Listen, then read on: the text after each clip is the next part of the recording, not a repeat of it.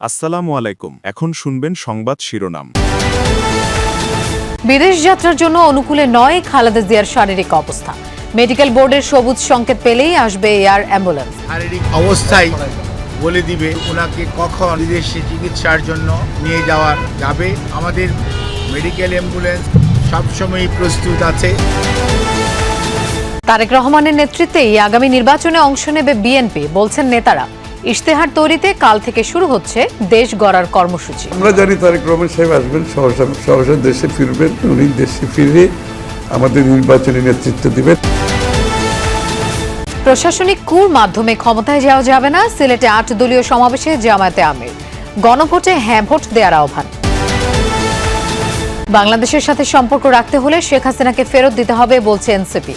ভারতের বিরুদ্ধে আগামী নির্বাচনে বিশৃঙ্খলা সৃষ্টির পাঁয়তারার অভিযোগ। আসসালামু আলাইকুম। এতক্ষণ শুনছিলেন সংবাদ শিরোনাম, এখন শুনবেন বিস্তারিত। এয়ার অ্যাম্বুলেন্স প্রস্তুত থাকলেও খালেদা জিয়ার শারীরিক অবস্থা বিবেচনা করে লন্ডন নিতে দেরি হচ্ছে। রাজধানীর এভারকেয়ার হাসপাতালে চিকিৎসাধীন বিএনপি চেয়ারপারসনের স্বাস্থ্যের অবস্থা জানাতে হওয়া ব্রিফিংয়ে এমনটা জানিয়েছেন তার ব্যক্তিগত চিকিৎসক ডাক্তার এজেডএম জাহিদ হোসেন। তিনি বলেন, শারীরিক পরিস্থিতি এখন প্রাধান্যের বিষয়। মেডিকেল বোর্ড এবং বিএনপির ভারপ্রাপ্ত চেয়ারম্যান তারেক রহমানও সেটিকে গুরুত্ব দিচ্ছেন বলে জানান ডাক্তার জাহিদ। 14 দিন ধরে বিএনপি চেয়ারপারসন এবং সাবেক প্রধানমন্ত্রী বেগম খালেদা জিয়া রাজধানীর এভারকেয়ার হাসপাতালে চিকিৎসাধীন। গত 23 নভেম্বর রাতে শ্বাসকষ্ট দেখা দিলে খালেদা জিয়াকে এভারকেয়ারে ভর্তি করা হয়। অধ্যাপক শাহাবুদ্দিন তালুকদারের নেতৃত্বে দেশি বিদেশি বিশেষজ্ঞদের সমন্বয়ে গঠিত মেডিকেল বোর্ডের অধীনে চলছে খালেদা জিয়ার চিকিৎসা। বেগম খালেদা জিয়াকে উন্নত চিকিৎসার জন্য শুক্রবার লন্ডনে নেওয়ার সিদ্ধান্ত নেয় মেডিকেল বোর্ড, কিন্তু বৃহস্পতিবার রাতেই তার শারীরিক অবস্থার অবনতি হওয়ায় পরিবর্তন হয় সিদ্ধান্তের। কারিগরি ত্রুটির কারণে এয়ার অ্যাম্বুলেন্সও পৌঁছাতে পারেনি। পরবর্তী সিদ্ধান্ত হয় শারীরিক অবস্থা বিবেচনায় রবিবার বেগম খালেদা জিয়াকে নেওয়া হতে পারে লন্ডনে, কিন্তু শনিবারও আসে সিদ্ধান্তের পরিবর্তন। খালেদা জিয়ার চিকিৎসা নিয়ে বিকেলে সাংবাদিকদের ব্রিফ করেন ব্যক্তিগত চিকিৎসক ডাক্তার এজেডএম জাহিদ হোসেন। বলেন, এয়ার অ্যাম্বুলেন্স প্রস্তুত আছে, কিন্তু খালেদা জিয়ার চিকিৎসা কেন্দ্রিক নিরাপত্তার বিষয়টি প্রাধান্য পাচ্ছে। চিকিৎসাগত দিক থেকে এটি অত্যন্ত প্রাধান্য পাচ্ছে সর্বত্রই, এবং আমাদের যে মেডিকেল বোর্ডের সম্মানিত সদস্যরা ইউকে এবং আমেরিকা থেকে এবং বাংলাদেশ থেকে যারা অংশগ্রহণ করছেন, ইভেন সুদূর চায়না থেকেও, সবাই কিন্তু ওনার ফিজিক্যাল কন্ডিশনের উপর সবচেয়ে বেশি গুরুত্ব দিচ্ছে।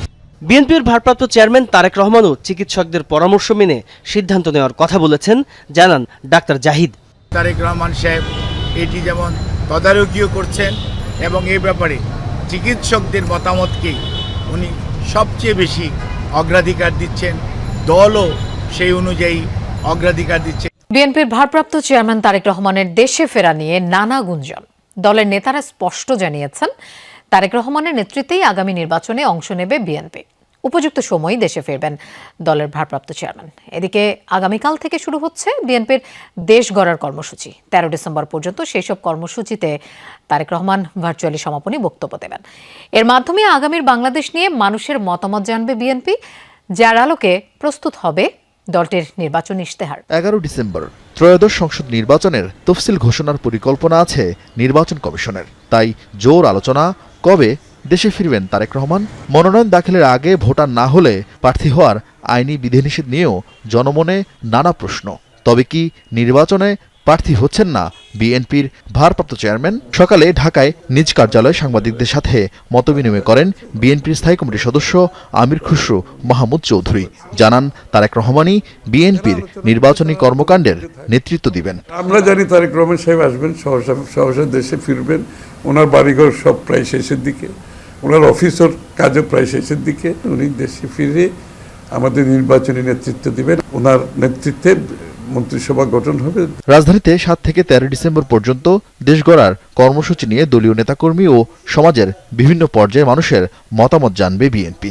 2 পর্বে সাজানো সেই কর্মসূচির সব আয়োজনে ভার্চুয়ালি সমাপনী বক্তব্য দিবেন তারেক রহমান। কেয়াবিতে হওয়া সেই ভেন্যু পরিদর্শনে এসে বিএনপি নেতা রিজভী আহমেদ বললেন, বিদেশে থাকলেও দলের সকল কর্মকাণ্ডে সামনে থেকেই দিক নির্দেশনা দিচ্ছেন তারেক রহমান। দূরে থাকলেও আজকে প্রযুক্তির মাধ্যমে তৃণমূল থেকে জাতীয় পর্যায় পর্যন্ত তিনি সবসময় কথা বলছেন, তত্ত্বাবধান করছেন, খেয়াল রাখছেন এই কাজগুলো করছেন। উনি জনগণের প্রতি ওনার যে দায়িত্ব এবং অঙ্গীকার, সেই অনুযায়ী তিনি যখন মনে করবেন, সব কিছু মিলিয়ে যখন মনে করবেন তিনি তখনই আসবেন এবং জনগণের নেতৃত্ব দিবেন। যারা নির্বাচন নিয়ে এতদিন অস্থির হয়েছিল তারা এখন নির্বাচন পেছানোর ষড়যন্ত্রে লিপ্ত বলে অভিযোগ করেছেন সমমনা ইসলামী দলগুলোর নেতারা। সিলেটে ৮ দলের বিভাগীয় সমাবেশে তারা এমন অভিযোগ করেন। পাশাপাশি সংস্কার ও নির্বাচন নিয়ে সকল ষড়যন্ত্র রুখে দেয়া হবে বলেও উল্লেখ করেন তারা। দুপুর থেকেই খণ্ড খণ্ড মিছিল নিয়ে সমাবেশ স্থলে জড়ো হতে থাকেন নেতাকর্মীরা। এ সময় নেতাকর্মীদের হাতে দলীয় প্রতীক। বিকেল ৩টার দিকে সমাবেশ স্থলে পৌঁছান কেন্দ্রীয় নেতৃবৃন্দ। খেলাফত মজলিসের আমির মাওলানা মামুনুল হক বলেন, আগামী নির্বাচন শুধু প্রতীকের নয়, এটি জুলাই সনদ বাস্তবায়নের নির্বাচন। গণভোটে যারা ন্যায়ের পক্ষে ক্যাম্পেইন করবে, জনগণ তাদের প্রত্যাখ্যান করবে বলেও মন্তব্য করেন তিনি। সমাগত 2026 সালের ফেব্রুয়ারির যে নির্বাচন, এটি শুধু প্রতীকের নির্বাচন নয়, এটি জুলাই সনদ বাস্তবায়নের লক্ষ্যে ঐতিহাসিক গণভোটেরও নির্বাচন। ইসলামী আন্দোলনের আমির মুফতি রেজাউল করিম বলেন, আগে যারা নির্বাচনের জন্য পাগল হয়ে গিয়েছিল তারা এখন নির্বাচন পেছানোর ষড়যন্ত্র করছে। আজকে নির্বাচনের জন্য যারা পাগল হয়ে গেছিল, আজকে যখন তারা দেখেছে আজকে বাংলাদেশের জনগণ ফ্যাসিস্টদের পক্ষে এবং চাঁদাবাজদের পক্ষে নয়, ওদের বিরুদ্ধে অবস্থান করেছে। যারা প্রশাসনিক কুয়ের মাধ্যমে ক্ষমতায় যেতে চান তাদের উদ্দেশ্যে জামায়াতের আমির ডাক্তার শফিকুর রহমান বলেন, সেই সূর্য দেশে উঠবে না। কেউ যদি আবার চিন্তা করেন জনগণের সমর্থন পাবো না, তাহলে বাঁকা পথে প্রশাসনিক কুর মাধ্যমে আমরা নির্বাচনের ক্রেডিট হাইজ্যাক করব। জুলাই হত্যাকাণ্ডে ফাঁসির দণ্ডপ্রাপ্ত সাবেক প্রধানমন্ত্রী শেখ হাসিনার ইচ্ছা অনুযায়ী ভারত তার কূটনীতি সাজাতে পারে না বলে মন্তব্য করেছেন এনসিপি সদস্য সচিব আক্তার হোসেন। বলেন, বাংলাদেশের সাথে সম্পর্ক রাখতে হলে দ্রুত হাসিনাকে ফেরত পাঠাতে হবে। অন্যদিকে নাসিরুদ্দিন পাটোয়ারি ভারতের বিরুদ্ধে আগামী নির্বাচনে বিশৃঙ্খলা সৃষ্টির পাঁয়তারার অভিযোগ করেছেন। এসব বন্ধ না করলে বাংলাদেশে ভারতের বিনিয়োগে চলা সব কার্যক্রম স্থগিতের হুঁশিয়ারি দেন এই এনসিপি নেতা। ছাত্র জনতার গণঅভ্যুত্থানে পতনের পর ভারতে পালিয়ে যান ক্ষমতাচ্যুত প্রধানমন্ত্রী শেখ হাসিনা। এরপর থেকে তাকে ফেরত পাঠানোর জন্য তৎপর বাংলাদেশ। জুলাই হত্যাকাণ্ডে ফাঁসির সাজার পর এ নিয়ে আবারও ভারতকে চিঠি দিয়েছে পররাষ্ট্র মন্ত্রণালয়, কিন্তু দেশটি এর কোনো জবাব দেয়নি। বরং ভারতের পররাষ্ট্রমন্ত্রী এস জয়শঙ্কর বলছেন, ভারতে অবস্থানের বিষয়টি শেখ হাসিনার ব্যক্তিগত সিদ্ধান্ত। শেখ হাসিনাকে নিয়ে ভারতের এ ধরনের কূটনীতিতে ক্ষোভ জানিয়েছেন এনসিপি সদস্য সচিব আক্তার হোসেন। কোন একজন গণহত্যাকারী, মানবতা বিরোধী অপরাধী, তার ইচ্ছার উপর নির্ভর করে কোন একটি দেশ তার ডিপ্লোমেসি সাজাতে পারে না। শেখ হাসিনাকে এদেশের বিচার বিভাগের কাছে অতি দ্রুত হস্তান্তর করার আমরা দাবি জানাই।